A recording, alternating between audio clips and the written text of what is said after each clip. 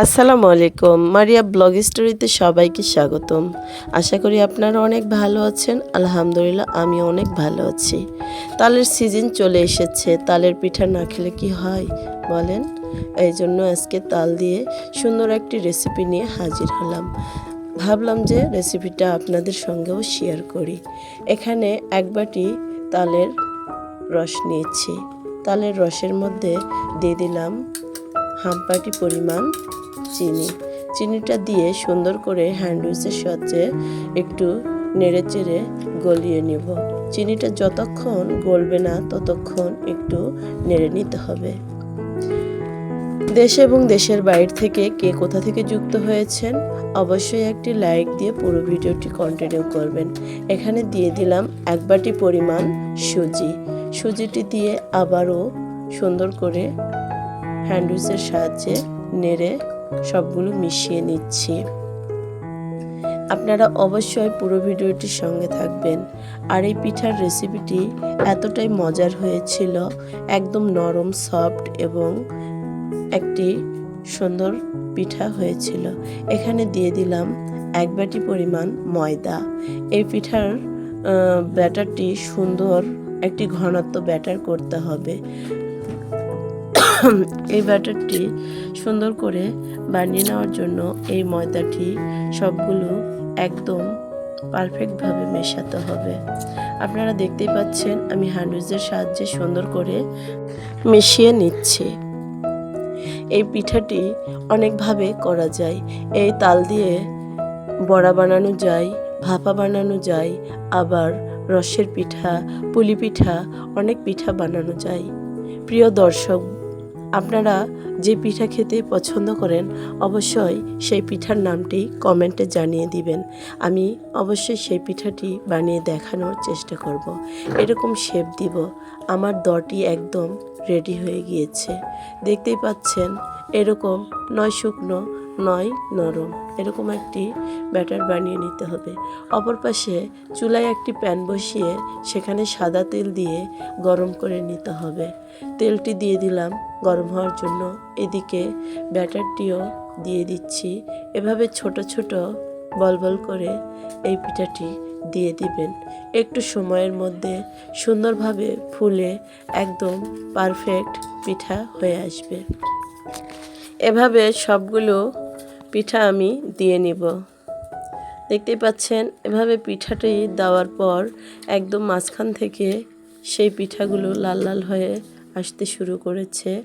এখন আমি সবগুলো পিঠা উল্টিয়ে দিব। এক পাশ হয়ে গেলে আর এক পাশ সুন্দর এরকম লাল লাল করে ভেজে নেব। আপনারা দেখতেই পাচ্ছেন পিঠাগুলো কত সুন্দরভাবে ফুলে একদম জালি জালি হয়েছে। এই পিঠাটা খেতে এতটাই মজার লাগে। আর এই পিঠা বাসায় 2 থেকে 3 দিন 4 দিন বা 1 সপ্তাহ ধরে রেখে খেতে পারবেন, কারণ এই পিঠাটি নষ্ট হয় না। ডুবো তেলেতে ভাজার কারণে এই পিঠা নষ্ট হয় না। ফ্রিজে রেখে আপনারা 15 দিনও খেতে পারবেন।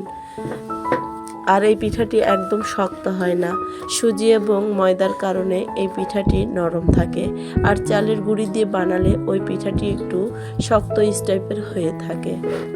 এই জন্য এই পিঠার রেসিপিটি অবশ্যই ফলো করবেন এবং পারফেক্টভাবে পিঠা বানাতে হলে এই পিঠার রেসিপিটি দেখিয়ে নেবেন।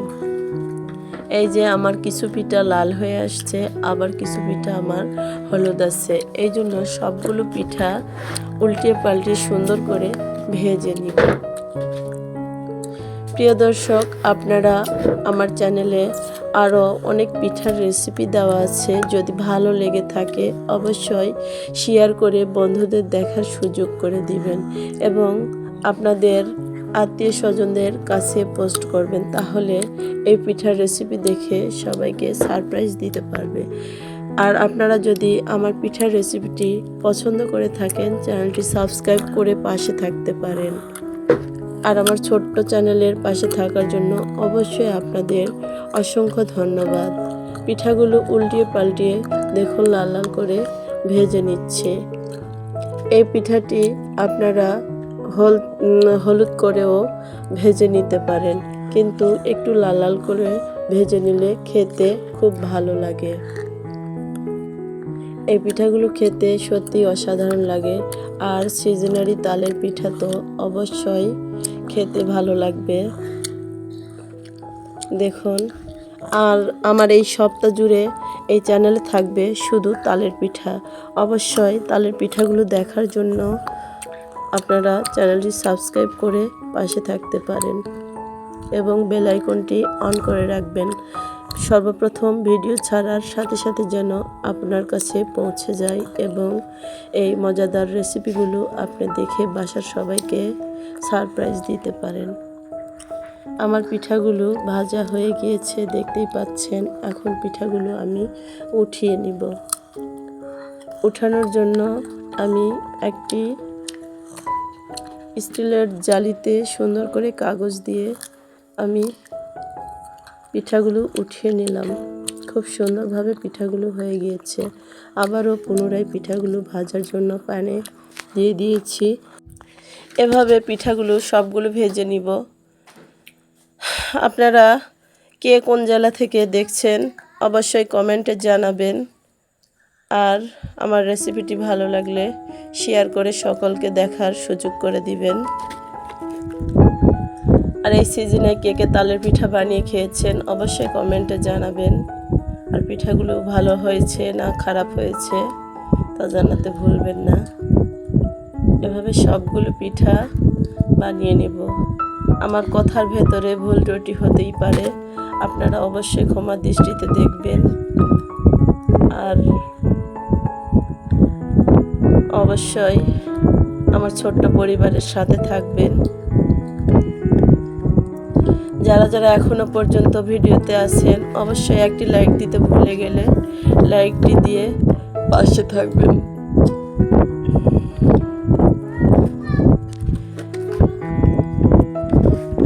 এই পিঠাটি পরিপূর্ণভাবে বানানোর জন্য ফুল রেসিপিটি আপনাদের ফলো করতে হবে।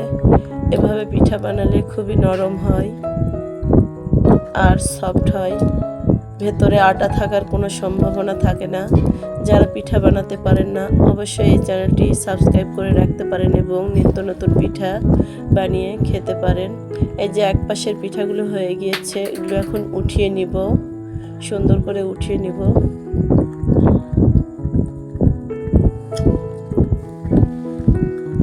এই তালের পিঠা সবারই প্রিয়, কারণ সারা বছরে মাত্র একটি মাস ভাদ্র মাসে তাল পাওয়া যায়। এই জন্য এই সময় যতই গরম হোক আর যেটাই হোক না কেন সবাই তালের পিঠা খেতে পছন্দ করে। আর তালে আমাদের অনেকেরই পছন্দের অনেক ধরনের পিঠা আমরা বানিয়ে খেতে পারি। আপনারা অবশ্যই পুরো ভিডিওটির সঙ্গে থাকবেন এবং ভালো থাকবেন, সুস্থ থাকবেন। আবারও দেখা হবে অন্য একটি ভিডিওতে।